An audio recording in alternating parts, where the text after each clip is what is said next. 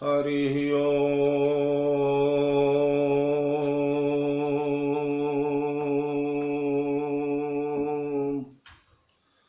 ओम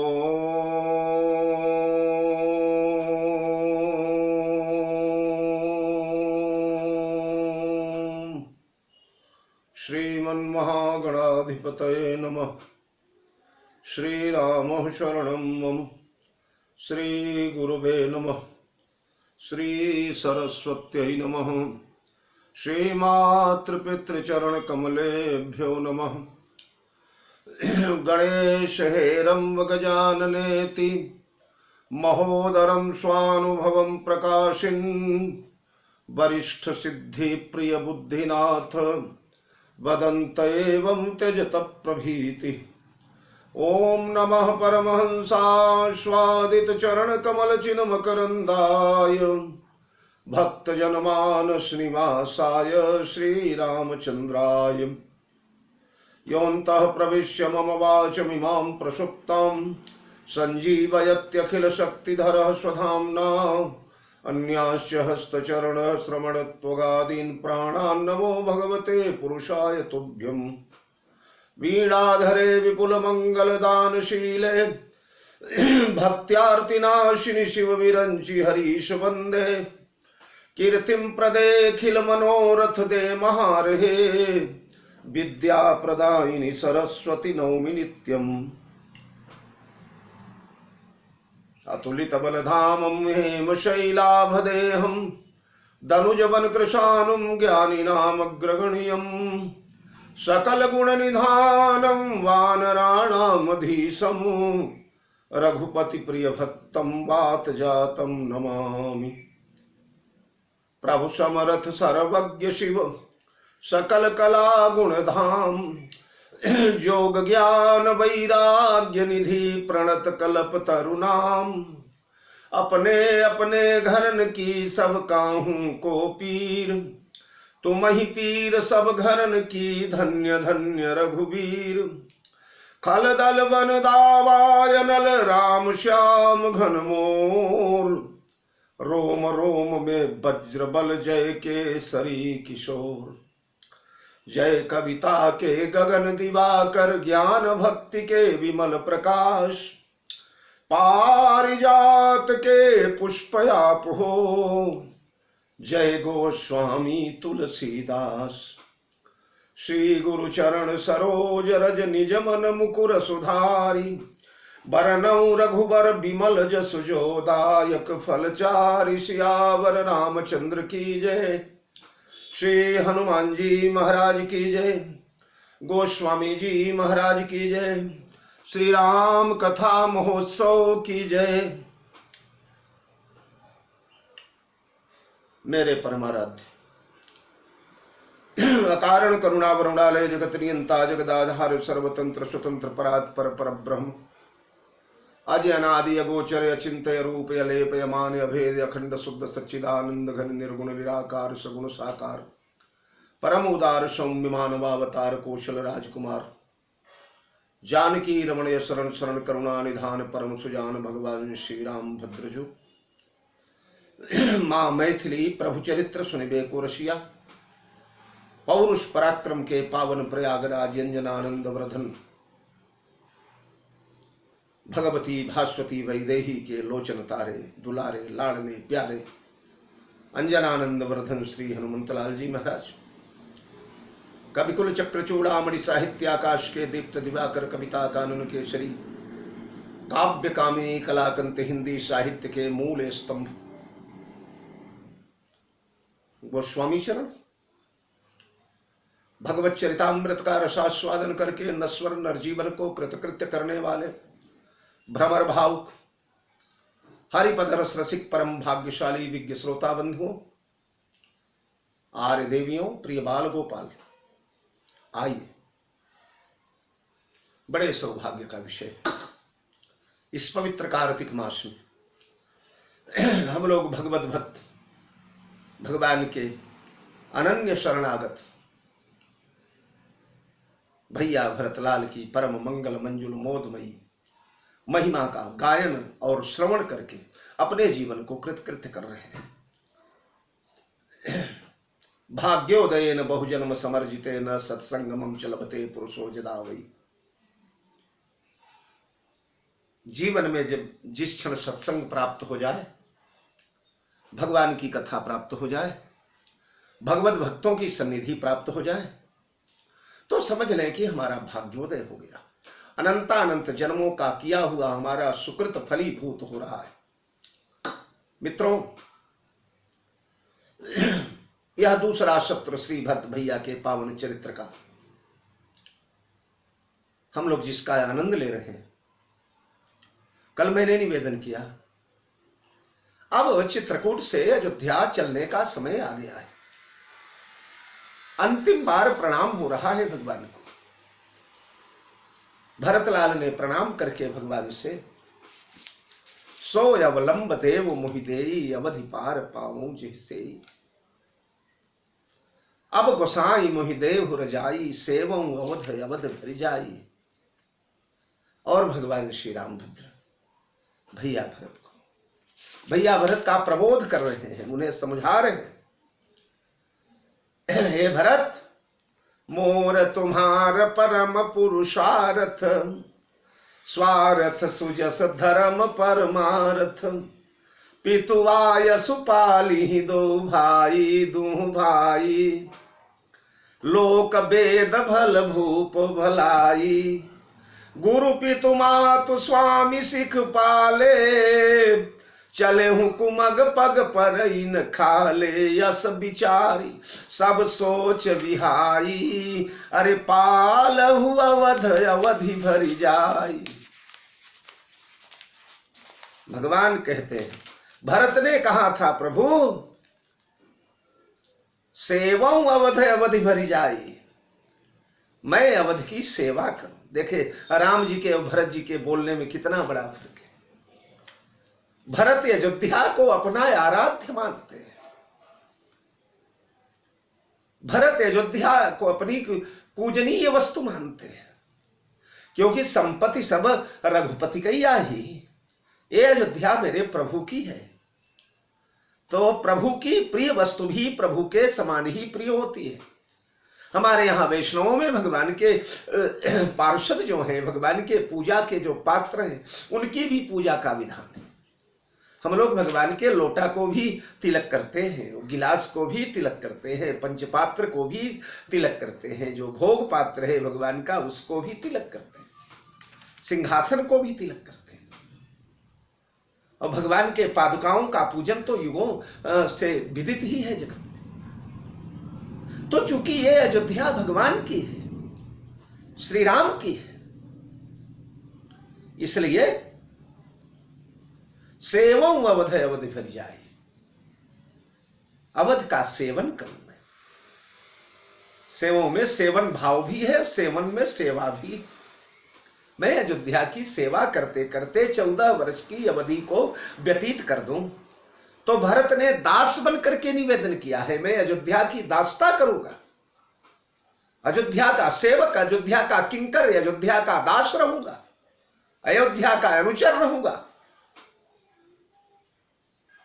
और 14 वर्ष से मेरी दासता परिपूर्ण हो सके, मेरा सेवा धर्म 14 वर्ष अबाध गति से चल सके, इसलिए कृपा करके अब गोसाई मोहि देव रजाई, मुझे रजाई दिया जाए, आदेश दिया जाए।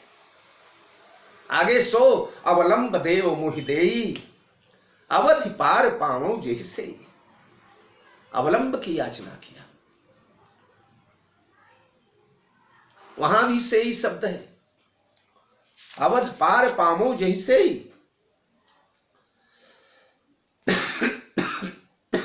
तो भरत सेवा दृष्टि से अयोध्या जाना चाहते हैं।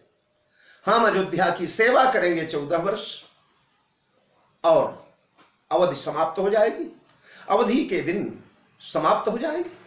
पर भगवान श्री राम कहते नहीं, पाल हुआ अवध अवधि भरी जाई, सेवं अवध अवधि भरी जाई, पाल हुआ अवध अवधि भरी जा। धरती आसमान का दोनों में अंतर है। एक में सेवक सेव्य भाव है, सेवं अवध अवधि भरि जाई में, और पालहु अवध अवधि भरि दाई में भरत का राजत्व है। राजा पालन करता है। पालई पोसई सकल अंग तुलसी सहित विवेक, इसलिए पालहु अवध अवधि भरि जाई, देश कोश परिजन परिवारु, गुरुपद लगही रजही लाग छर भारू, तुम मुनि मातु सचिव सिख मानी, अरे पाले पुहुमी प्रजा रजधानी। यहां भी पाले पुहुमी प्रजा रजधानी, पुहुमी का पालन करो, पृथ्वी का पालन करो। पृथ्वी का पालन पृथ्वी पाल करते हैं, नरपाल करते हैं, भूपाल करते हैं, इसीलिए उन्हें भूपाल कहा गया, नरपाल कहा गया, पृथ्वीपाल कहा गया, भूमिपाल कहा गया, भूपति कहा गया। राजा बनकर के भगवान श्री राम विदा कर रहे हैं, राजा बना करके। पाले पुहुमी प्रजा राजधानी, प्रजा राजधानी पृथ्वी, इन सब का पालन करना। तुम मुनि मातु सचिव सिख मान, और फिर मुखिया मुख सो चाहिए, खान पान कहूं एक, पालई पोसई सकल अंग तुलसी सहित विवेक। कल इस दोहे की विस्तृत चर्चा हम लोगों ने किया। भरत भैया मुखिया बनकर जा रहे हैं, मुखिया बनकर के प्रजा का पालन करेंगे, परिवार का पालन। मुखिया परिवार को पालता है, प्रजा को पालता है, ग्राम को पालता है। बिहार प्रदेश में आज भी जो ग्राम प्रधान होते हैं, मध्य प्रदेश में सरपंच कहा जाता है, हमारे उत्तर प्रदेश में ग्राम प्रधान कहा जाता है, बिहार में अभी भी मुखिया ही कहा जाता है उनको। तो मुखिया देश का रक्षक होता है, उसी प्रकार मुख शरीर का रक्षक होता है। मुखिया देश से कर लेकर के देश की सुरक्षा करता है, उसी प्रकार मुख शरीर के अंगों से लेकर के, अंग कल मैंने बताया था, सेवक कर पग नयन सो मुख सो साहिब होय। हाथ ला करके देता है, पैर जाकर के ले आता है, नेत्र देख करके स्वामी को देने योग्य वस्तु का चयन करता है। तो और स्वामी पालई पोसई सकल अंग तुलसी सहित विवेक, समस्त अंगों को विवेक के साथ पालता है, पोसता है। देखने में लगता है कि दूसरों की कमाई लाई गई और मुख को दे दिया गया, मुख ने खा लिया और मुख ने खा करके बस आनंद ले लिया, लेकिन ना ना, मुख ने उसे कूटा है, उसे पीसा है, उसे लाड़ थूक लगा करके पौष्टिक बनाया है, उसे सुस्वादु बनाया है, उसे हितकारी बनाया है, उसमें रस संप्रेषित किया है, लेकिन अपने लिए नहीं।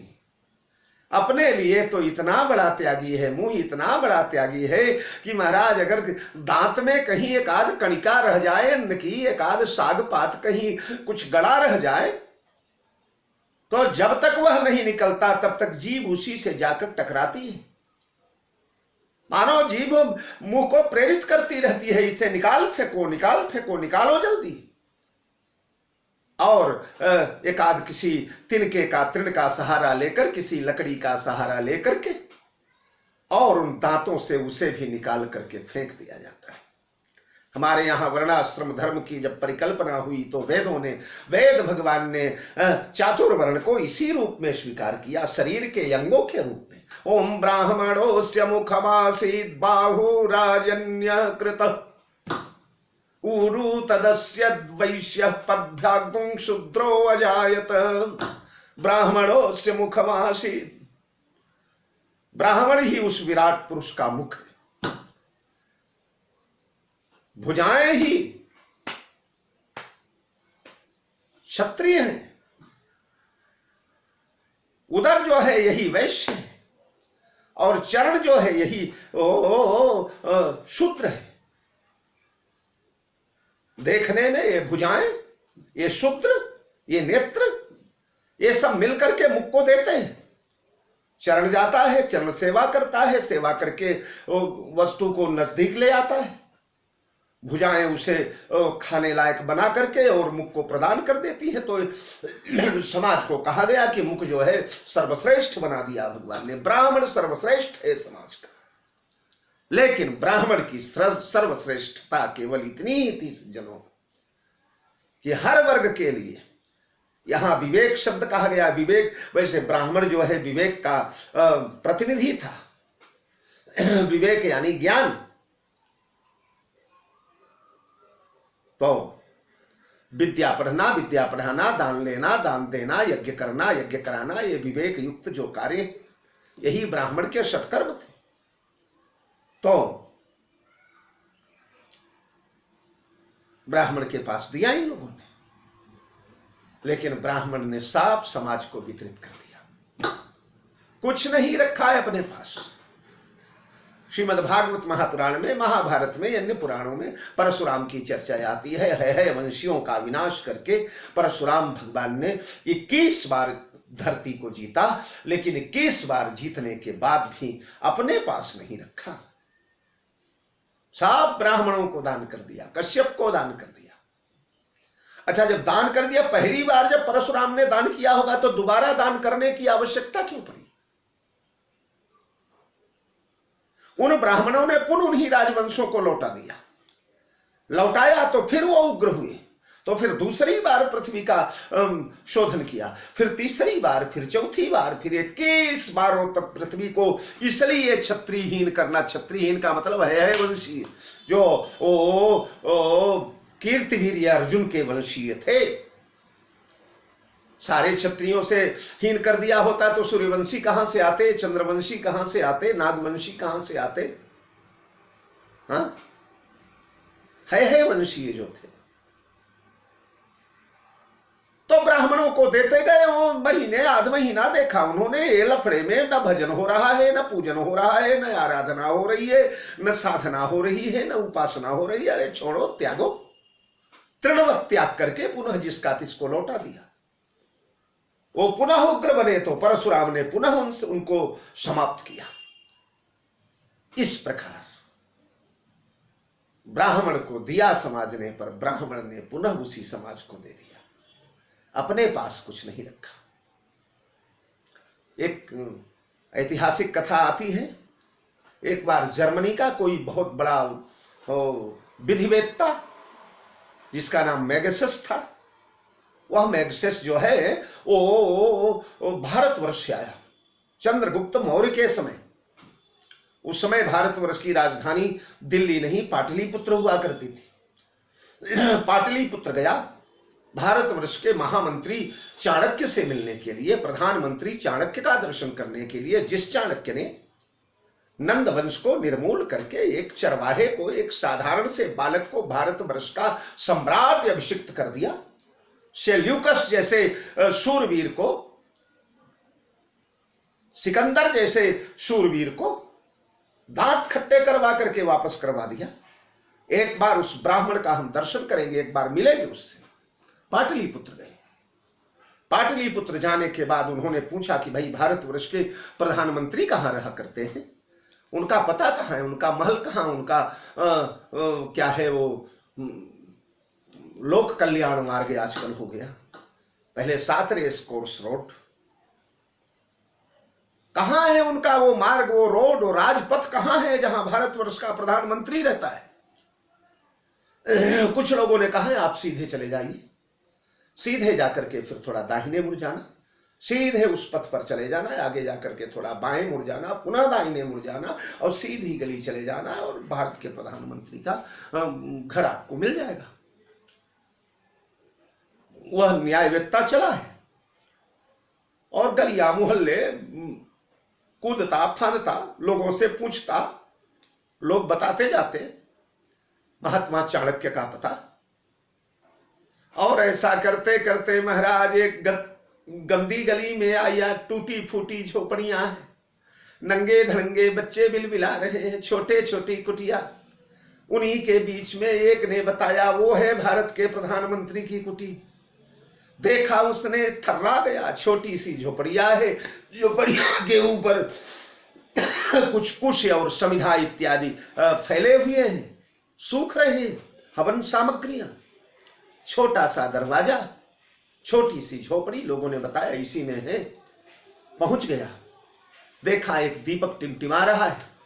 दीपक के मंद प्रकाश में एक काला कलूटा व्यक्ति लेखनी लेकर के कुछ हिसाब किताब जोड़ रहा है, कुछ लिख रहा है।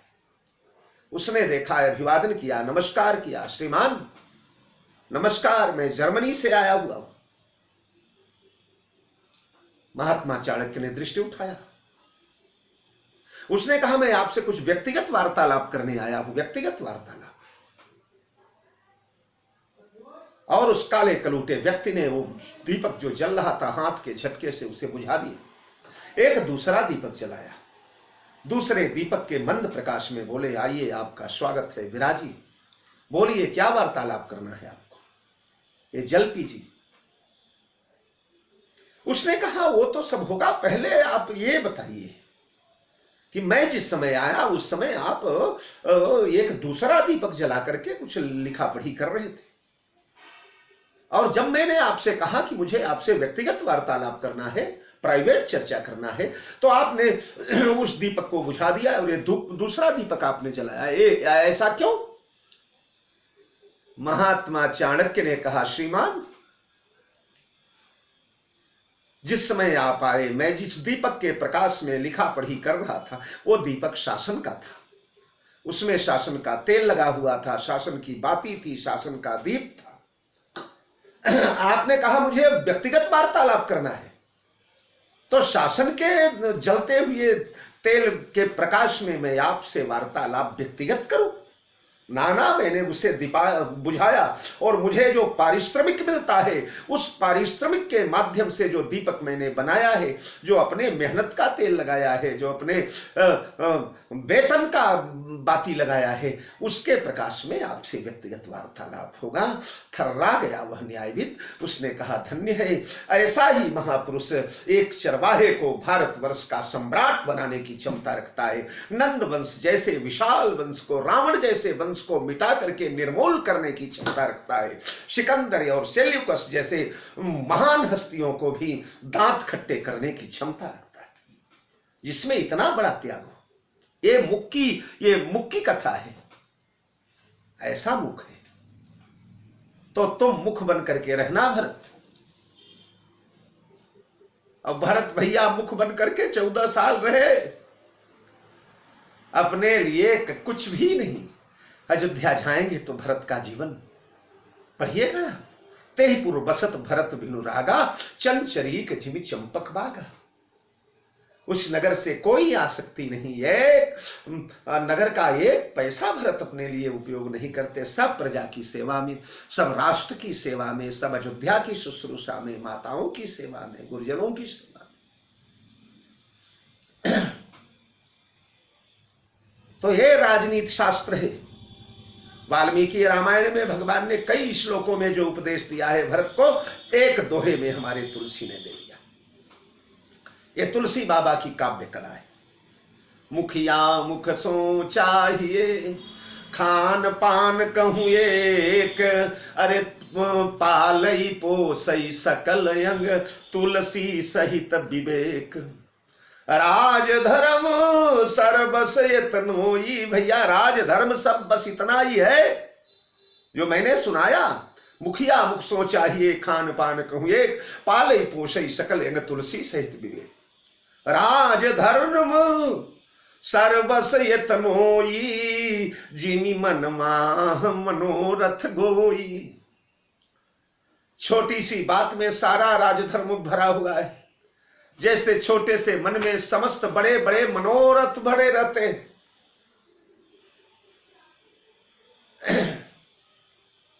मन का कितना बड़ा आकार है, आज तक दुनिया का कोई डॉक्टर नहीं बता पाया कि इतना बड़ा मन होता है आदमी।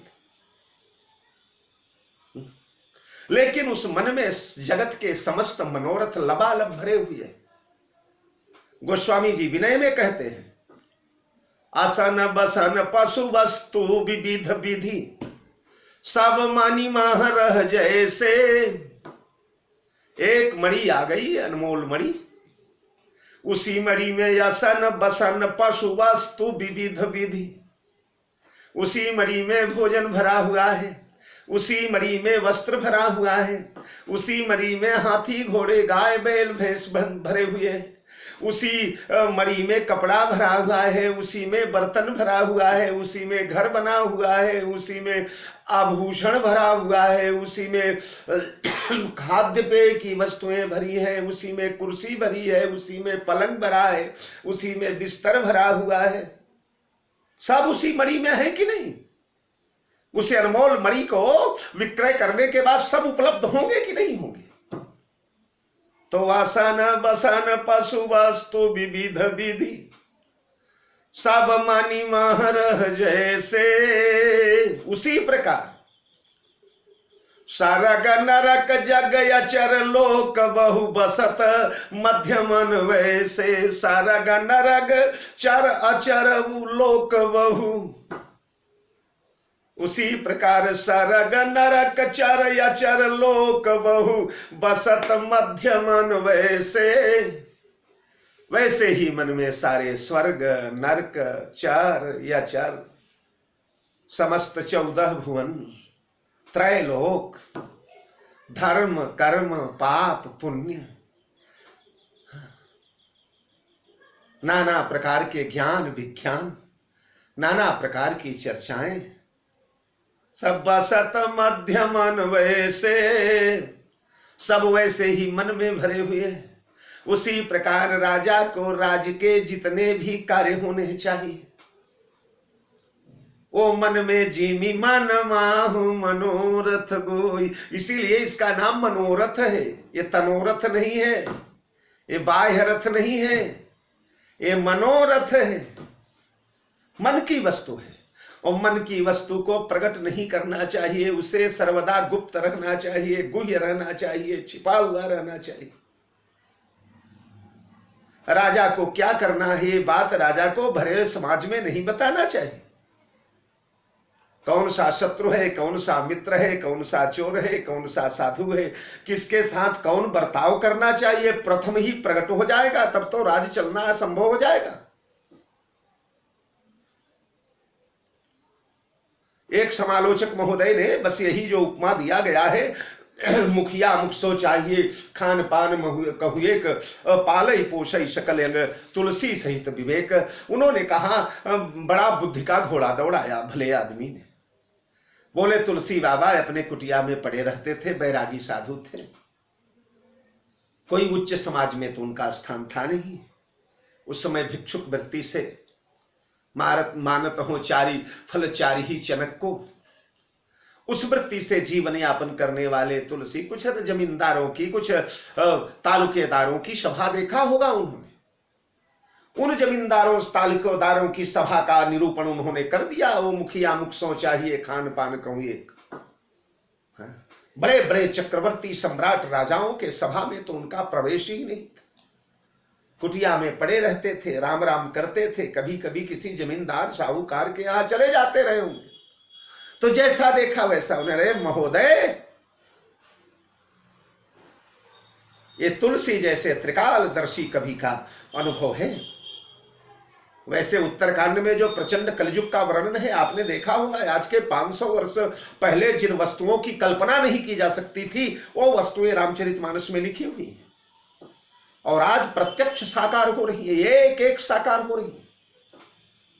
श्रीमद् भागवत महापुराण में कलयुग का जो वर्णन है आज के 5000 वर्ष पहले तो अचिंत्य था, वो सोचा ही नहीं जा सकता था कि ऐसा भी धरती पर होगा। पर भगवान वेद व्यास ने अपने दूर दृष्टि से सब एक एक अंकित कर दिया। तुलसी ने अपने दिव्य दृष्टि से शास्त्रीय मतों से पुराणों की नाना पुराण निगमागम सम्मतम जद रामायणे निगदितम क्वचिदन्य तो भी, इन शास्त्रों इन पुराणों की कृपा से और स्वयं की दिव्य दृष्टि से स्वयं के अनुभव से आत्मानुभव से जिस राज्य व्यवस्था का वर्णन तुलसी ने रामचरितमानस में किया है, आजकल के तथाकथित बुद्धिजीवी लोग जो बुद्धि में जीव जैसे बन करके उसे कीड़े जैसे काट रहे हैं, क्या उसकी कल्पना कर पाएंगे?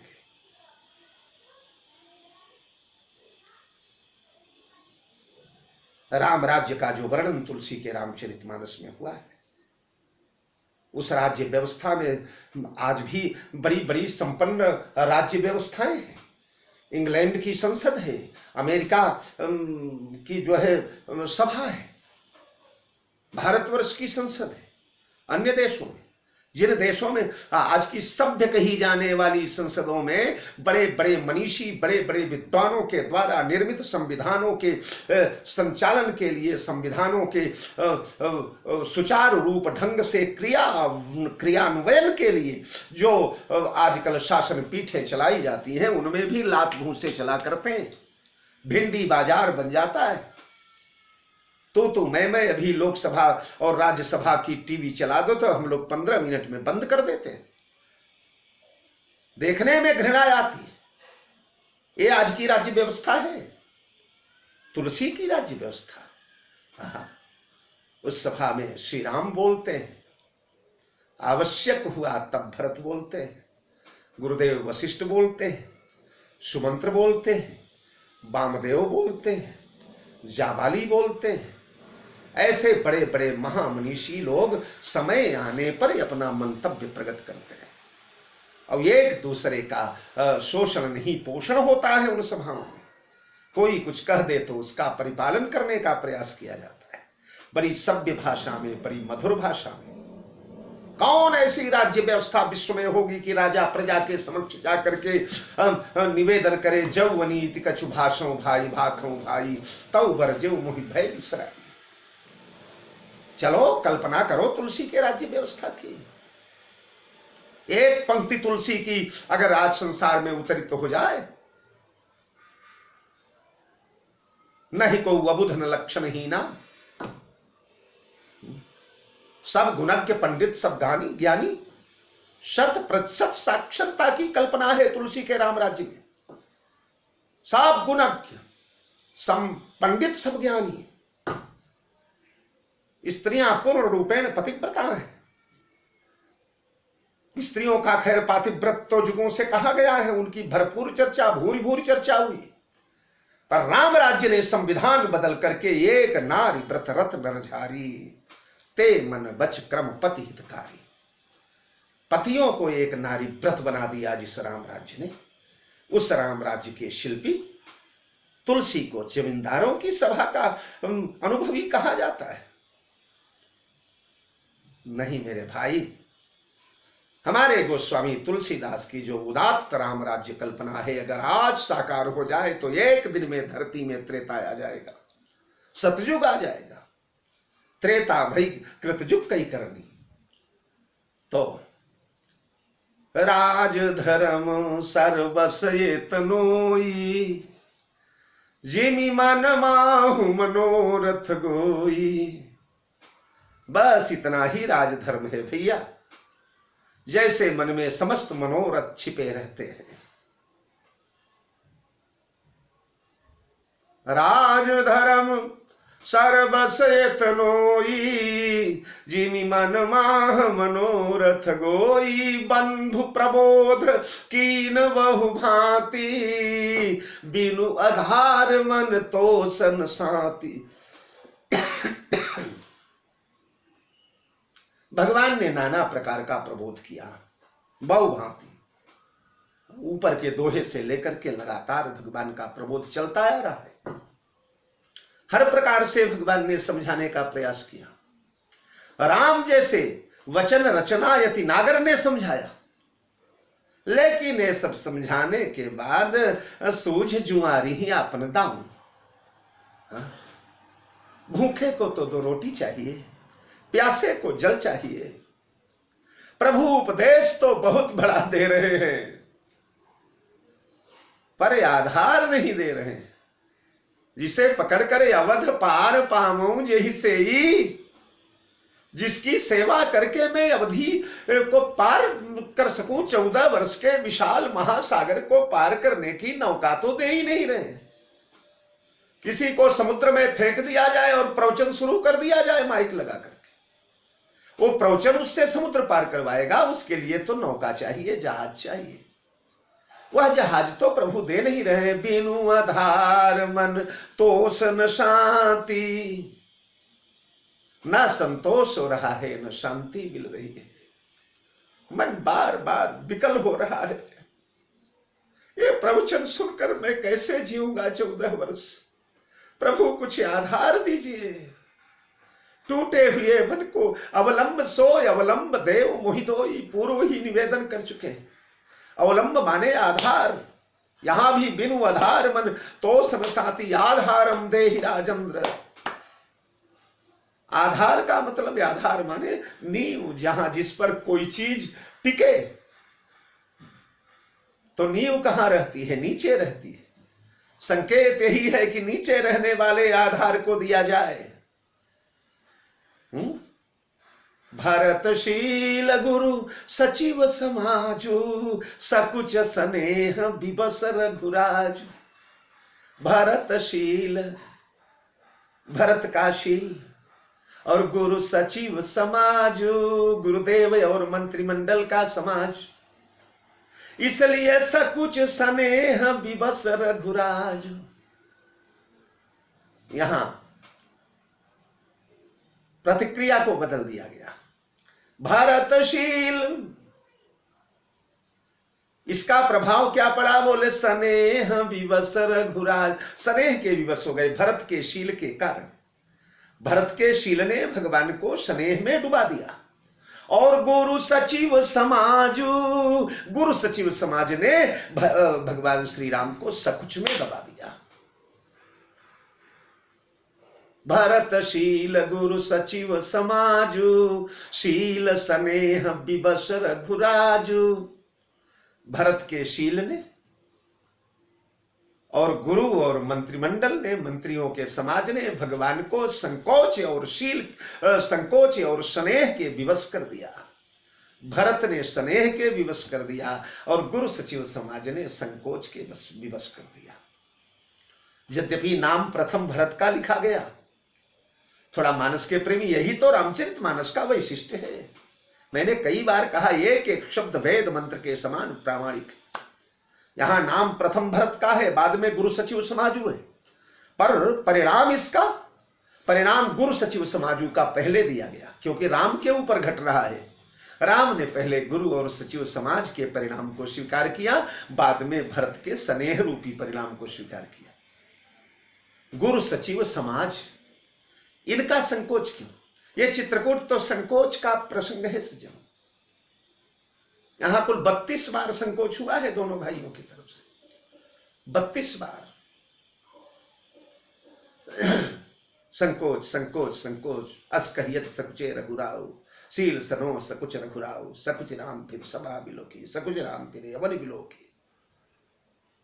तो सकुच सकुच सकुच, भैया भरत का सकुच। तो भगवान सकुच गए। सकुच क्यों गए? इसलिए सकुच गए कि भरत भैया आधार मांग रहे हैं, और वह आधार रामचरितमानस में तो स्पष्ट नहीं बोला गया, पर वाल्मीकि रामायण में अधिरोहार्य पादाभ्याम, अधिरोहार्य पादाभ्याम पादुके हेम भूषिते। ए स्वामी, ये जो स्वर्ण मंडित पादुकाएं हैं आपकी, पादुके हेम भूषिते, अधिरोहार्य पादाभ्याम पादुके हेम भूषिते, एते हि सर्वलोकस्य योगक्षेमं विधास्यति।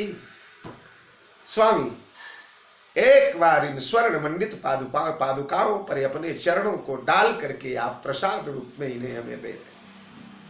एते हि सर्वलोकस्य योगक्षेमं विधास्यति।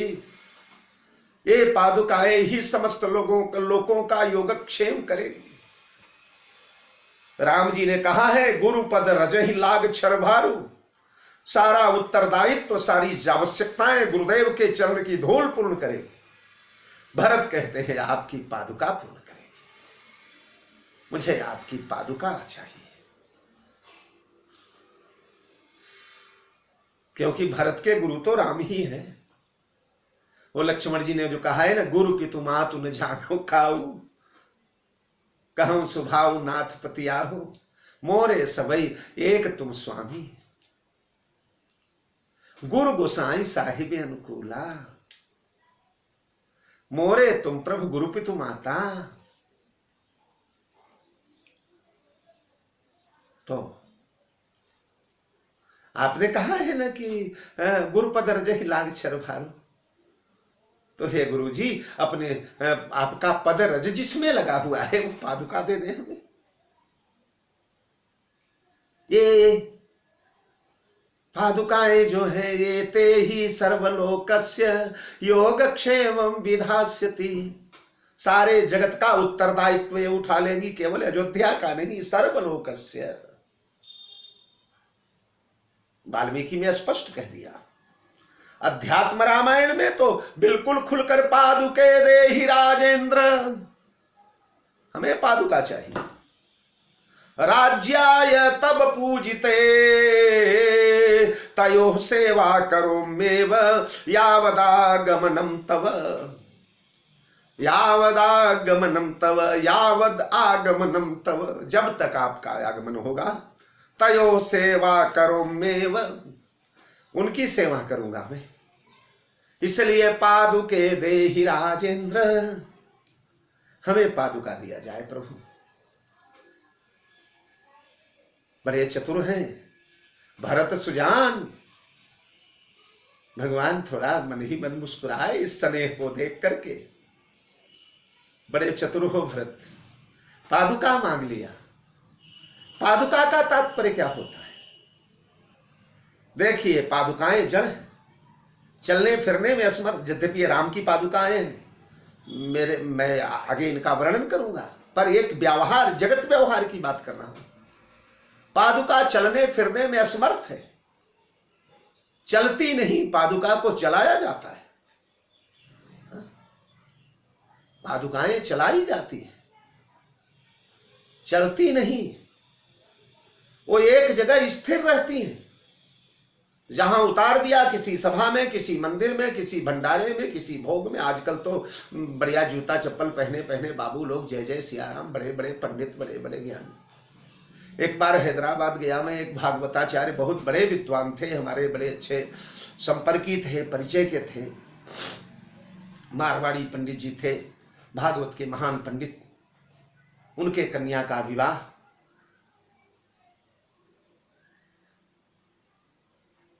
वो सब बफे सिस्टम, सब बफेलो सिस्टम। मैंने कहा पंडित जी, कम से कम आप तो संस्कार की बातें करते हैं, लोगों को शिक्षा देते हैं सर्वदा, ये बफे सिस्टम वगैरह का 10 चेले खड़े कर दिया होता। इतने शिष्य आपके हैं, बढ़िया परोस करके भारतीय बैठक में, भारतीय परंपरा से, आर्य परंपरा से, कम से कम हम लोगों को अपने घर में तो इतना कोशिश करना चाहिए, अगर संभव हो तो। हंसते हुए बोले पंडित जी, बफे सिस्टम का एक बड़ा फायदा है। हमने कहा क्या? बोले बफे सिस्टम में जूठा नहीं छूटता। हमने कहा पंडित जी, जूठा तो सब खा लेते हैं, छूटेगा कहां से? जूठा तो सब खा ही लेते हैं। तो ये पादुकाएं भंडारा में, भोजन में, मंदिर में, द्वार पर उतार दी जाती है। उतारने के बाद कहीं नहीं जाती। अगर कोई दूसरा उनमें पैर डालने लगेगा तो बिन नयनन की पादुका पहचानते हैं पाए, पैर उसका पहचान जाएगा, ये मेरी नहीं है, दूसरे की है। तो उस पादुका का स्वामी स्वयं चल करके उस पादुका के पास आता है। पादुका जहां रहती है वहां स्वामी को स्वयं चल करके जाना पड़ता है। भरत जी ने सूत्र पकड़ लिया, पादुका अगर मेरे पास रहेगी तो पादुकाधारी स्वयं चलते हुए वहां आ जाएंगे। पादुका के पास पादुका धारण करने वाले को जाना पड़ता है। इसलिए पादुका, मुझे पादुका चाहिए। यह सुनकर के भगवान सकुचे। किस लिए सकुचे? इसलिए सकुचे कि गुरु सचिव समाज, गुरुदेव हैं, मंत्रिमंडल हैं, मंत्री पिता के समान हैं। राम सुमंत्र ही आवत देखा, आदर कीन पिता सम लेखा।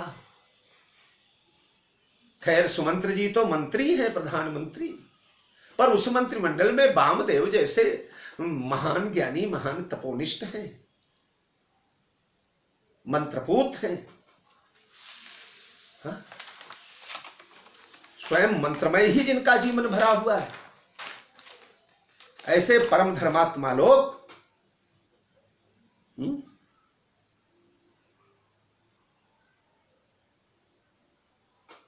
वशिष्ठो वामदेवस्य जाबालिश्च दृढ़व्रत।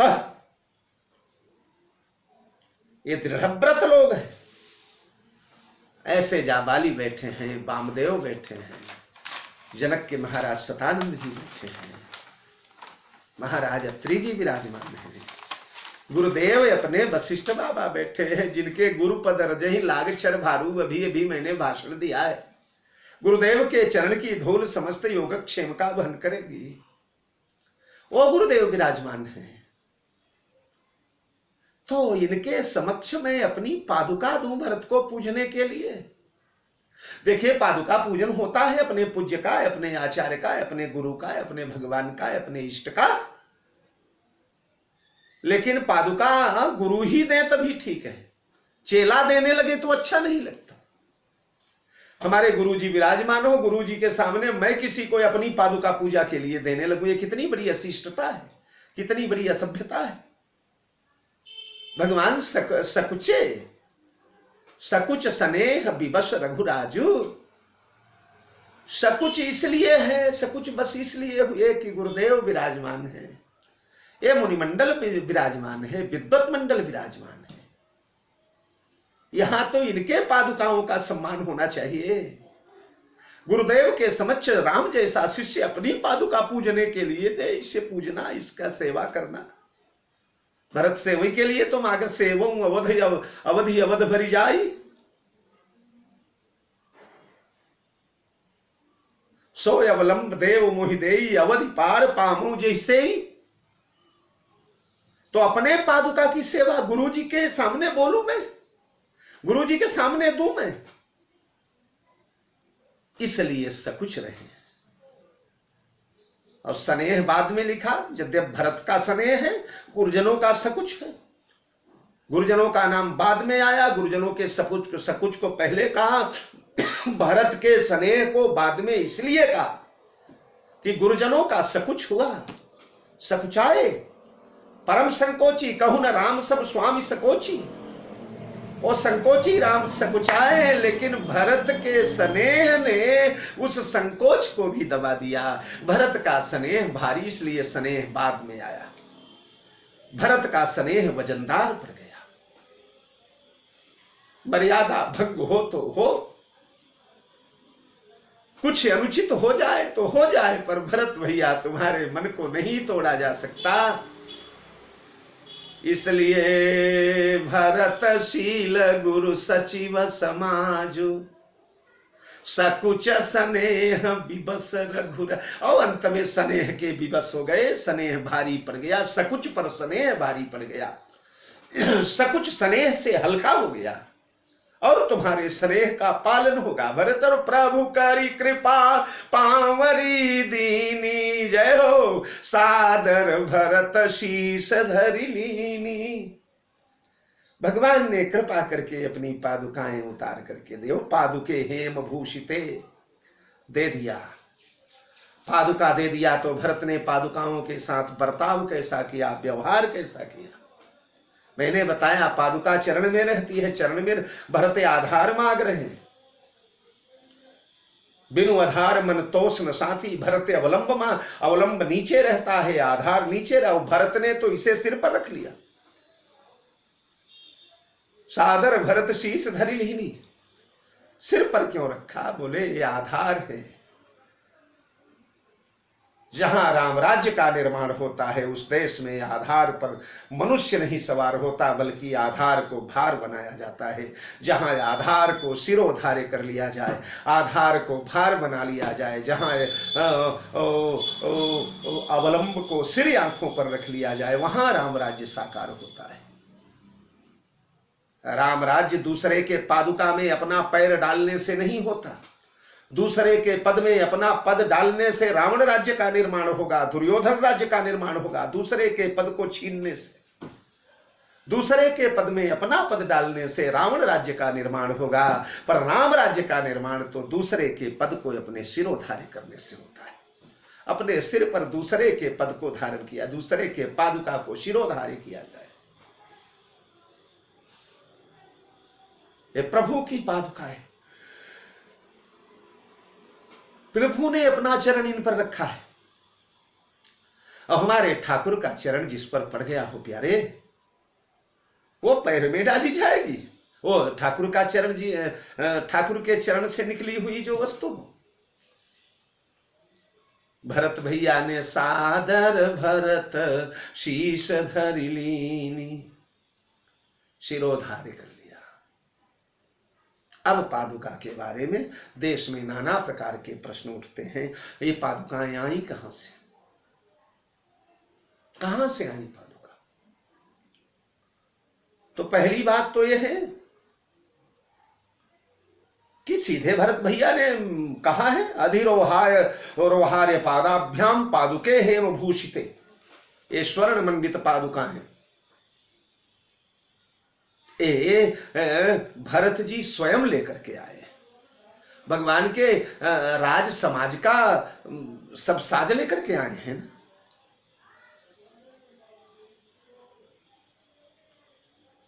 सिंहासन भूषण बसन नाना प्रकार के, और जितने चामर चरम बसन बहुभांति रोम पाट पटे गणित जाति।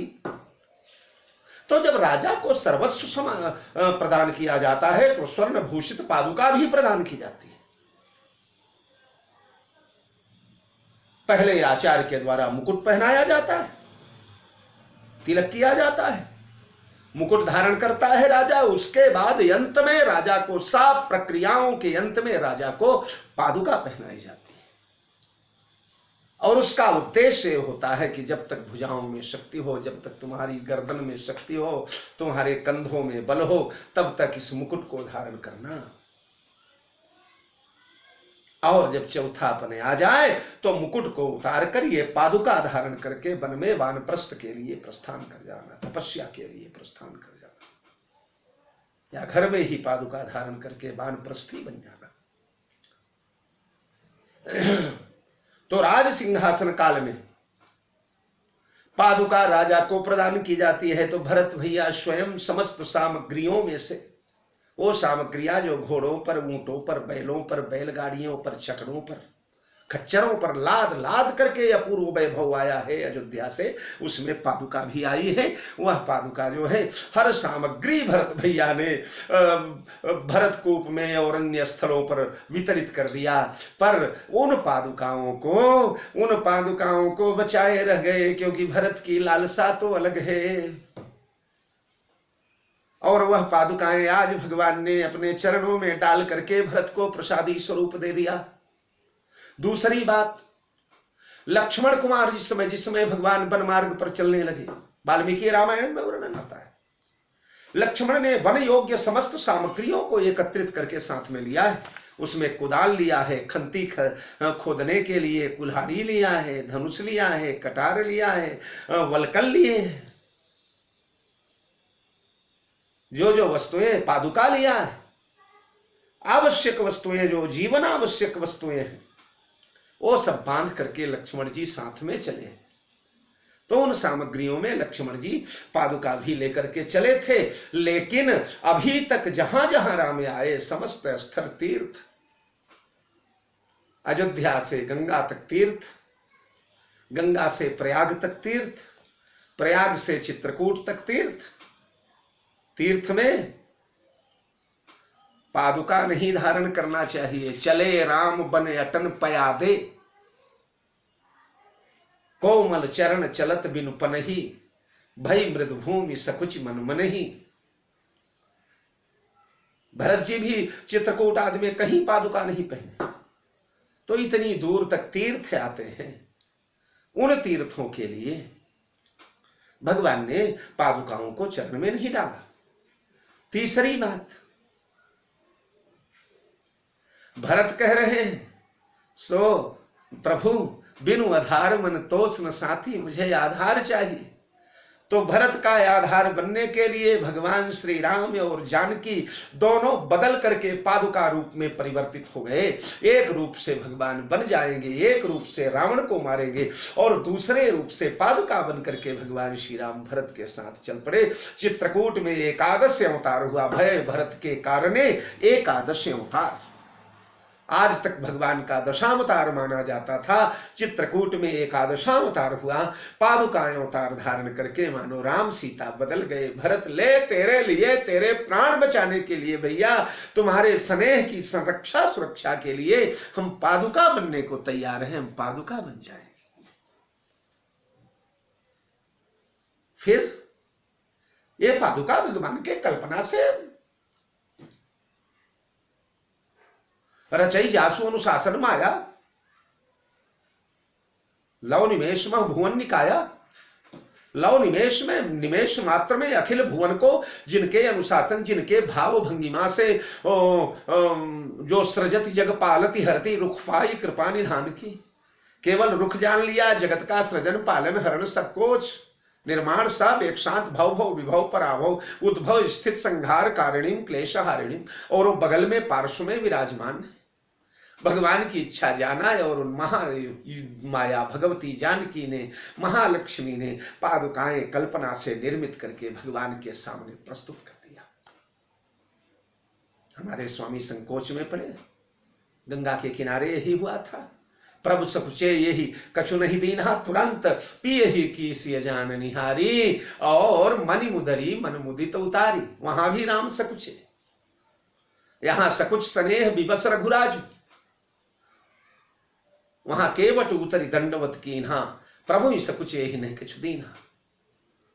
सकुच और उधर पिए ही की सी जान निहारी, यहां भी जान गई। और तत्काल कल्पना से पादुकाएं प्रकट करके और भरत की सेवा के लिए, भरत के 14 वर्ष के पूजन के लिए भगवान ने प्रदान कर दिया। कुछ विद्वान कहते हैं ना ना, ये राम नाम जो है ना, राम रकार और मकार, यही पादुका बन गया।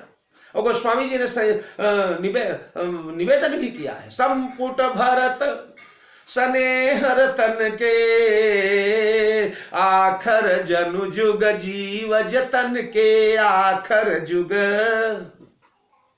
2 अक्षर बन गए, बरन विलोचन जन जिय जो, आखर मधुर मनोहर दो, आखर मधुर मनोहर दो, तो आखर जुग जनु जीव जतन के। राय और म, यही 2 पादुका बनकर फटाक से तैयार हो गई और हमारे प्रभु ने प्रदान कर दिया। कुछ लोग तर्क करते हैं कि अरे कल्पना से ऐसी पादुका बन सकती है क्या, ये तो कोरी कल्पना है आपकी। तो श्रीमान जी,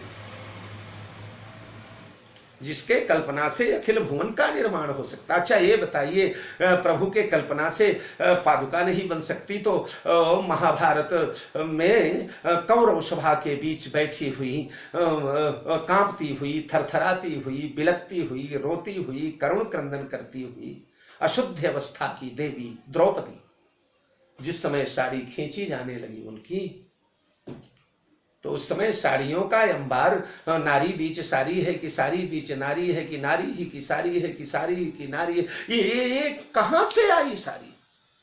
हाँ, 10 सहस्त्र गज बल थक्यो घट्यो न 10 गज चीर। द्रौपदी की लाज जाति कौरव सभा के बीच, नारी की दुशासन सबल खींच रहा सारी था। अबला पुकारी बनवारी ममगा बाह गहो हनता कसाई, हाय धेनु पे कटारी था। करुणा पुकार सुनी आतुर पद कंज धाए, भूल गया मोहन को गरुण सवारी था। रखिबे को भगिनी लाज, करिबे को पागलपन, बाहरे बिहारी बन बैठा व्यापारी था। कहां से आए सब? तो भगवान ने अपनी कल्पना मात्र से अपने प्यारे भरत को 14 वर्ष सुरक्षित रखने के लिए, संरक्षित रखने के लिए पादुकाओं को निर्मित करके और भरत को प्रदान कर दिया। और रामायणों के अनुसार, जैसा मैंने बताया, वाल्मीकि रामायण में, अध्यात्म रामायण में, पादुके देहि राजेंद्र राज्याय तौ पूजिते, भरत ने याचना किया है और हेम भूषित पादुकाएं जो आई हैं वो भगवान ने दिया है। वाल्मीकि रामायण में जब लौटने लगे तो लौटते समय जब भरद्वाज जी के आश्रम में आते हैं, भरद्वाज के आश्रम में भरत जी ने भरद्वाज को बताया। भरद्वाज ने पूछा है पादुका? भरत ने कहा एव मुक्तो महाप्राज्ञो वसिष्ठः प्रत्युवाच, वसिष्ठः प्रत्युवाच पादुके हेम विकृते मम राज्यायते ददौ, पादुके हेम विकृते मम राज्यायते ददौ। तो वशिष्ठ जी ने कहा गुरुदेव, भरद्वाज से भरत जी कह रहे हैं, वशिष्ठ जी का आदेश मिला। वशिष्ठ जी ने कहा कि राम भरत को पादुका दो। एवं मुक्तो महाप्राज्ञो वशिष्ठ प्रत्युवाच।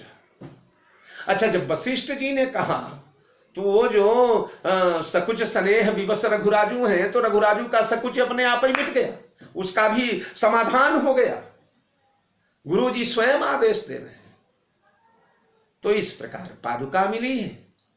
पादुका को लेकर के उसे सादर भरत शीश धरि लीनी, आदर के साथ सिर पर भैया भरत ने रख लिया। सिर पर रखते ही पूरा शरीर झंझना उठा है, हृदय भावना से महाराज बिल्कुल बेलित हो गया, बहने लगा है, रोम रोम भरभराए आए हैं। दृष्टि में चारों तरफ दैवी सत्ता का विकास होने लगा है, मानो सारा संसार आनंद से भर करके नाच रहा हो।